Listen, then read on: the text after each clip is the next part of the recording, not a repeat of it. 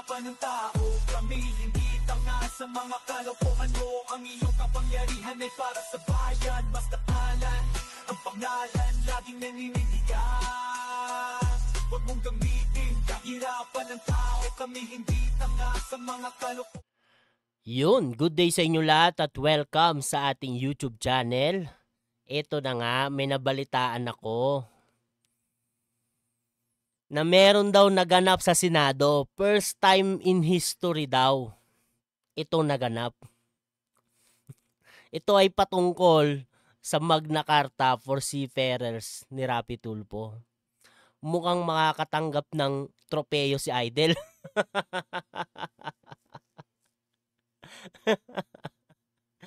Kasi nga, hinahanap na ni Senador Mig Zubiri yung Magna Carta for Seafarers. Ano nang status? Ano na daw ang status? mukha talagang hindi napapasa.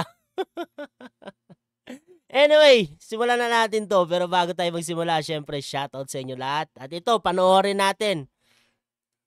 Itong video na to, ito ay sa Senate hearing, no? Senate session number 3, July 29, 2024. Panoorin natin to.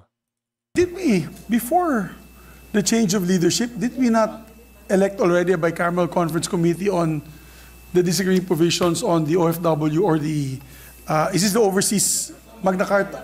Okay. So this is Magna Carta. Pero yung sa Seafarers Act, wala pa. Hindi, Magna Carta for Seafarers nga. Parang, ano na ba? Magna Carta for Seafarers nga. Ano ba nangyari doon? Magna Carta for Seafarers. May we just ask the Majority Leader, what is the status of the Magna Carta for Seafarers? Ano nang status? Shumoutout na si Idol kay Bongbong Marcos ha. Di ba, tinanong siya ng reporter, ano ang gusto mong marinig sa SONA? At sasabihin ni Pangulong Bongbong Marcos sa SONA niya. Unang banat kaagad ni Idol, di ba? Unang sagot. Gusto ko marinig yung Magna Carta for Seafarers. Wala na kasing balita doon.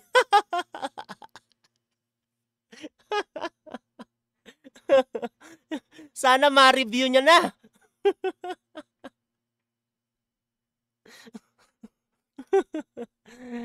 Kasi naman, Idol, tigilan mo na kasi yung kaka-Rapi Tulfo in action. Mag-focus ka kasi sa trabaho mo para naman maging solido naman yung ginagawa mong batas. 'Di ba? Para hindi ka mag-shoutout. Sina-shoutout mo yung presidente eh. Wag ganoon. 'Di ba? Yung presidente natin, pinag-aaralan yan. Hindi basta-basta pumipirma lang ng batas yan. Siyempre titignan niya kung karapat-dapat ba talagang ipasa yung Magna Carta mo, di ba? Kung nakita niyang walang wenta. Wala talaga. Pasok sa basura, di ba? Ganun yun, hindi, joke lang.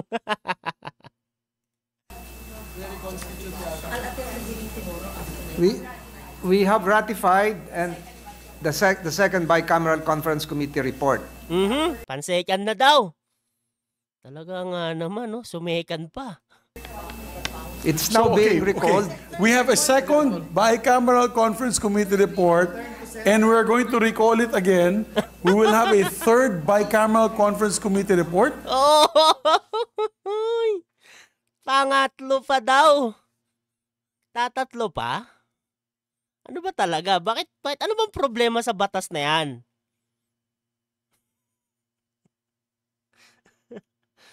Pumangatlo. Hindi kinaya sa pangalawa. Kailangan talaga ng ikatlo. Sa pangalawa, wala pa rin. Tapos pangatlo na. Kailangan na naman pag-usapan. Oh my goodness. Ibig sabihin yung pangalawa, nagsayang lang tayo ng pera? Anak talaga ng tutsa. Idol! Ayusin mo trabaho mo! Huwag ka mag-Rapi Tulfo in action. Mag-focus ka sa trabaho mo, Idol. My goodness. Mr. President, I think where's the problem? What seems to be the problem? I mean, you have Oh, kahit sila nagtataka na. Ano ba talagang problema? Bakit hindi mapasa-pasa? Tulungan nyo na kaya? Suggestion ko lang, tulungan nyo na kaya? Sa bagay, no? Tinulungan naman ni Senator Pia Cayetano, di ba? Yung Magna Carta for Seafarer ni Rapi Tulfo. Kaso nga lang, sa sobrang dami na nasita ni Senator Pia doon sa Magna Carta for Seafarer, na-bad trip na si Idol. Ang dami daw question eh. O, gusto na tuloy maglatag ng banig. Pero suggestion ko, tulungan nyo na. Maawa naman kayo. Baka yung pangatlo, di pa rin pumasa. Baka maging pang-apat pa yan. World record yan. Tulungan nyo na si Idol. Tulungan nyo na. this is actually it's a strange occurrence. It's a very unusual occurrence in legislation. How At least, di ba, may nakuha si Idol. Top 1. can you have 3 bicameral conference committee reports on the same bill? In other words, something must have been wrong in terms of the Baka sa domicile, no? Hindi kaya?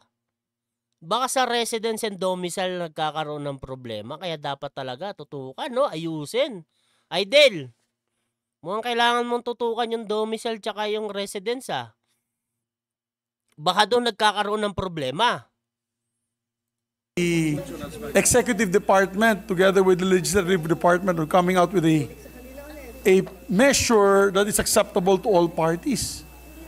Hindi maganda siguro yung paulit-ulit magkakaroon ng bicam. I've never heard of this. Hindi lang talaga maganda kasi nagsasayang tayo ng pera. Para lang maipasa yung batas na yan, uulit-ulitin natin. Di ba parang waste of time. Waste of money. Di ba? Paulit-ulit nyo na lang, i-revise nyo ng i-revise hanggang pumasa. Ganun ba? Pag di na talaga kaya, shoot na sa basura. Gawa ulit bago. Anak talaga ng tutya. Yun nasin pahawa. Pag yun nasin pagawain sa ide. Hayaan nyo na lang sa Rapi Tulfo in action. At least doon nakakasolve siya ng problema.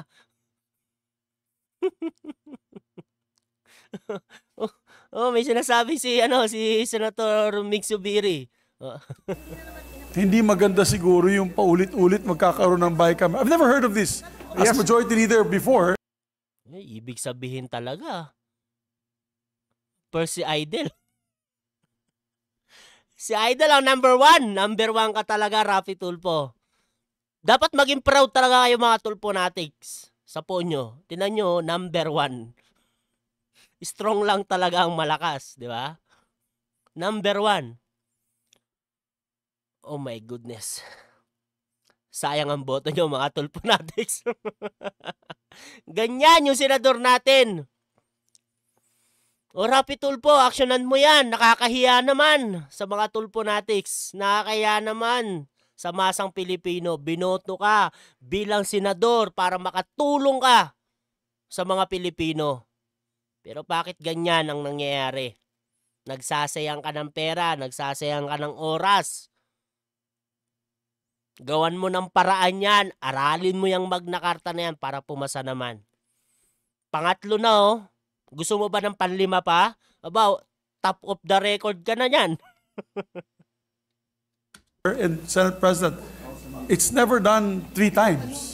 May we know from the majority leader what seems to be the disagreeing portion of the Magna Carta for seafarers? Yes, Mr. President, and it appears that this is not the only measure that would have to undergo the similar. How do you? Alala ko, boss, twice. We've done it before twice for the Coco Levy Fund. Yung Coco Levy Fund, pero never 3 times. This is the first time we've done 3 times. Hindi maganda yan eh. It doesn't... Hindi na maganda, abandonahin na, no? look good to the legislators pag paulit-ulit natin na pinapalitan itong mga provisions to after we already ratified or the BICAM committee report. I totally agree. I agree with the good gentleman from Bukidnon. Nandiyan ba si Idel? Parang wala ata. That, At naawa din po ako, Majority Leader, no? Naawa din po ako sa chairman, si Chairman Raffy Tulfo, because that is his base. Nakakaawa naman. Nakakaawa daw eh. Ayaw kasi magpatulong. Tinutulungan ni Senator Pia, inaayos yung batas. O anong ginawa niya? Nainis. Paulit-ulit daw, ang dami daw question. Maayos naman daw, di ba? Sabi, di ba? Yun yung pagkakatanda ko doon. Maayos naman daw yung batas. Oh. Kung maayos, bakit hindi pumasa? Di ba? Inaayos, tinutulungan siya ni Senator Pia. Anong ginawa niya? Gusto niya maglatag ng banig. Gusto matulog.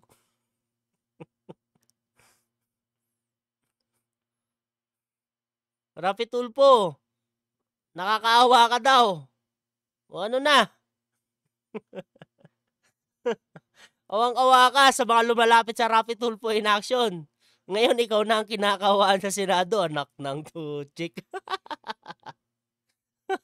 Akalain mo yun, no? Ikaw, kinakawaan mo yung mga lumalapit sa Raffy Tulfo in action. Tapos ikaw, kinakawaan ka sa Senado. Kasi yung batas mo na ipapasa na Magna Carta por si Ferrer, pangatlong reading na. Extreme na daw yan. Top of the world record ka na. Number 1 ka talaga, number 1. Baby, his pet bill, the first measure that he wanted to pass as a Republic Act.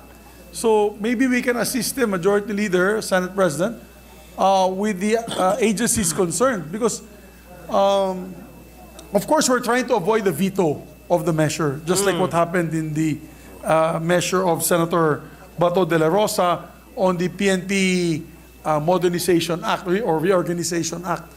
Maraming nagtampo doon kasi maraming nag-expect that they will be at par already with the AFP in terms of retirement age of 57. Pero dahil back to zero si Senator Bato, ay kawawa naman yung PNP. Maghihintay na naman muli ng panibagong measure. So of course we don't want a veto, Mr. President. But I hope that this will be the last bicameral conference committee that will be set up for this measure. Sana naman. Kasi nga, gagastos tayo ng gagastos ng pera dyan. Sana naman last na yan. Pagbutihin mo na, Raffy Tulfo. Yan kasi. Dapat talaga kasi nakapokus ka sa trabaho mo, Idol eh. Tsaka kung tinutulungan ka ng mga kapwa mo senador, magpatulong ka. Di ba? Kasi nga, di ba, yung ibang senador nag-iisip din ng ano yan eh, ng maayos yan na para isang usapin na lang ito, di ba? At least pag pinasa natin itong batas na to, sure ball na ipapasa na. Hindi yung paulit-ulit pa tayo kasi nga magsasayang tayo ng oras, magsasayang tayo ng pera. Pondo ng taong bayan yan, tax ng taong bayan yung ginagastos natin dyan. Kaya dapat yung bawat segundo at minuto na ginagamit natin, 'di ba? Dapat ganyan yung mindset niyo, 'di ba? Bawat segundo, bawat minuto, bawat oras na ginagamit niyo diyan sa Senado, sinusulit niyo. Para nga hindi pa ulit-ulit. Pag di kayo magkamali, para hindi magkamali, 'di ba? Siguraduhin. 'Di ba? Mahirap 'yan, paulit-ulit kayong gagawa ng batas. Ay paulit-ulit niyo i-revise ang batas na 'yan. Para maayos. Di ba? Raffy Tulfo, magpatulong ka na. Huwag kang magalit pag tinutulungan ka. Huwag niyong sayangin yung pera ng taong bayan. Totally agree, Mr. President. Yeah, thank Dismayado yung mukha ni Mig Subiri. Napakamot sa likod eh. Kahit hindi Makati, napakamot eh. Di ba? Tinan nyo. It will be set up for this measure. I totally agree.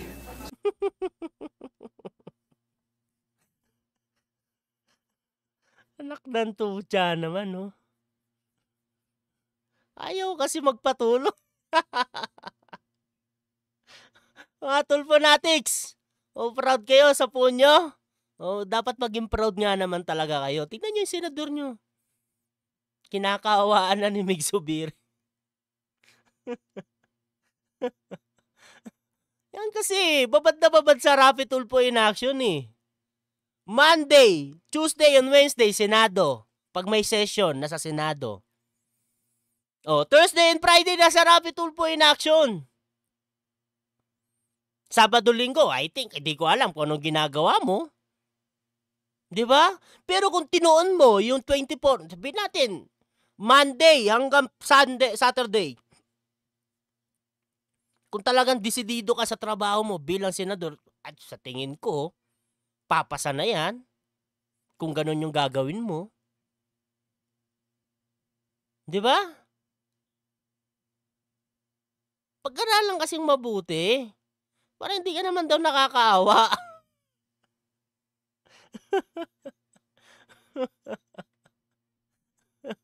Napakamot na lang